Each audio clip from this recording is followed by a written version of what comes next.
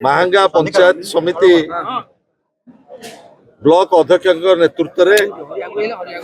एवं समस्त निर्वाचित प्रतिनिधि जिला परिषद सम्मानस्पद सदस्य सदस्य समस्त सरपंच एवं समस्त समिति सदस्य वाइस चेयरमैन को नेतृत्व रे महांगा पंचायत समिति रे जो भली भाव में निर्वाचित प्रतिनिधि मानकर गणतांत्रिक अधिकार को कुठारघात करा जायतिला एवं 8 मास धरी जो भली भाव में अचलावस्था सृष्टि करा जायतिला सेति पई निर्वाचित प्रतिनिधि माने धारणा देकी बसचंती। आज बिजु जनता दल सभापति विरोधी दल नेता मान्यवर श्रीयुक्त नवीन पट्टनायक निर्देश क्रमे आमे आसीथिलु गोटे प्रतिनिधि मंडली एवं आज ये संपर्क रे महांगारे ब्लॉक पंचायत समिति रे जो अचलावस्था सृष्टि होईची एवं जो भली भाव में गोटे गणतांत्रिक आंदोलन को गुंडाराज द्वारा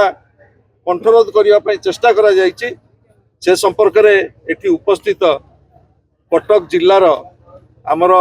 पीडी डीआरडीए एवं महांगा बीडीओ एवं अन्यान्य अधिकारी मानक सहित आलोचना करा जायची एवं पीडी डीआरडीए आमको निवेदन करिसेंती महांगा पंचायत समितिर जहाँ जहाँ दाबी से संपर्क रे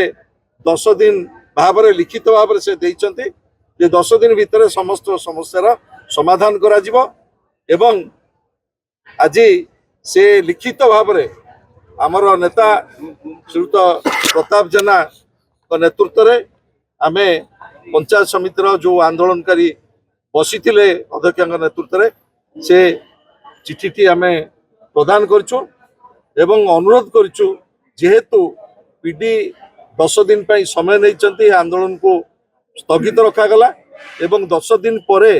जहाँ जहाँ दाबी करा जायछि से संपर्क रे दाबी संपर्क रे समीक्षा करा जिवो एवं मु आशा करुछि गणतांत्रिक विधि व्यवस्था रे गोटे सरकारी दलर जेतिक आवश्यकता रही गोटे दृढ़ विरोधी दलर मध्य सेतिक आवश्यकता रही निर्वाचित प्रतिनिधि माने गणतंत्र को सम्मान दियंतु संविधान को सम्मान दियंतु एवं महांगा भली एक पवित्र माटी संस्कृति संपन्न माटीर जो भली भाव में रहिबा कथा स्वाभिमान रहिबा कथा से स्वाभिमान प्रतिष्ठा हो।